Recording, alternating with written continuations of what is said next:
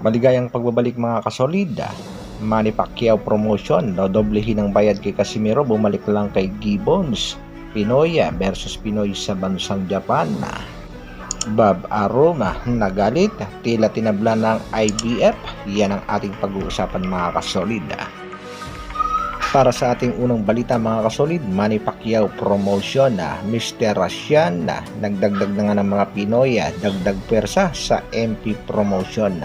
Matatandaan natin kinuha niya nga itong si El Capitan Jack Tepora. Alam niyang may potensyal, nakulangan nga lang ito sa pag-iensayo at kasalukuyang nagpapakondisyon na nga sa bansang Amerika. Isa na namang Pinoy ang nadagdag dito sa kampo ng MP promotion. Ito nga ay walang iba kung hindi si King Arthur Villanueva. Kasalukuyang nasa bansang Amerika na rin at siguradong hahanapan kagad ito ng laban nitong si Mr. Sean Gibbons. Hinihintay din ni Gibbons ang pagdating nitong si Wonderboy na kasalukuyang inaayos na lang ang US visa. Pero may boksingero talagang hindi makalimutan itong si Mr. Sean. Yan nga ay ang ating pangbatong si Angas ng Pinas, Janrel Casimero. Desidido pa rin talaga ang Manny Pacquiao promotion na mapabalik ang ating pangbatong si Alas dito kay Mr. Sean Gibbons. Ayon nga sa kumakalat na balita mga kasolid, handang doblehin ng Manny Pacquiao promotion ang ibinabayad nitong Treasure Boxing promotion sa ating pangbatong si Cuadro Alas Janrel Casimero.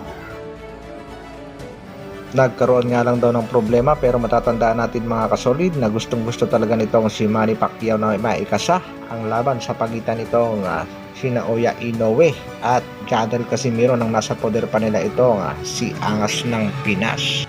Kung sakaling ang tatalunin itong si Marlon Tapales sa bakbakan nitong tinaguriang Japanese Master ay wala nang maisip na iba pang boksingerong pwedeng itapat itong si Mr. Sean Gibbons dito sa halimaw ng Japan kundi nga ang ating pangbatong si Cuadro Alas Janrel Casimero.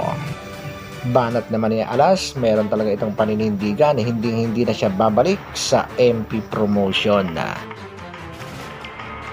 Sa kabilang balita naman mga kasolid, Pinoy kontra Pinoy magbabakbakan sa bansang Japan.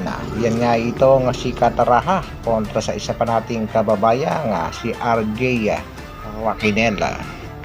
Maraming ang mga Pinoy boxing fans ang kontra sa match-up na ito mga kasolid. Marami naman daw na pwedeng maglaban. Bakit ang dalawang Pinoy prospect ang paglalabanin Sa kasalukuyan itong si KJ Kataraha ay may kartadang 16 win, 30 knockouts, undefeated. Samantalang itong si RJ Wakinela ay may kartadang 15 wins, 12 knockouts, 2 talo.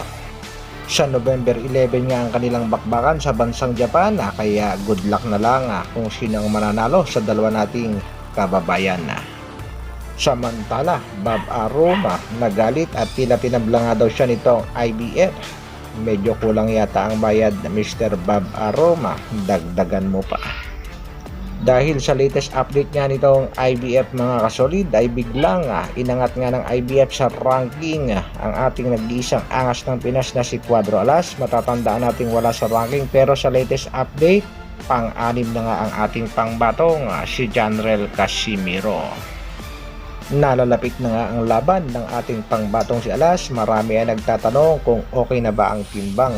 Huwag mag-alala mga kasolid dahil kuha naman ang ating pangbato ang tamang timbang. Makikita naman natin nagkokontrol at diet na rin ang ating pangbato sa mga pagkain at pagdating naman sa pag-e-ensayo, puspusan talaga mga kasolid. Kaya masasabi nating isang napakagandang performance nga ang ipapakita nitong ating pangbatong si Alas sa kanyang laban sa bansang Japan. Suportahan lang natin mga kasolid ang paparating na laban ng ating nag-iisang angas ng Pinas, Cuadro Alas, maangas pero may pusong wagas. Hanggang dito na lang muna mga kasolid, isang like naman dyan. Maraming salamat sa patuloy na pagsuporta at panonood. Mabuhay, Dr. Alvin Vlogs. Bra.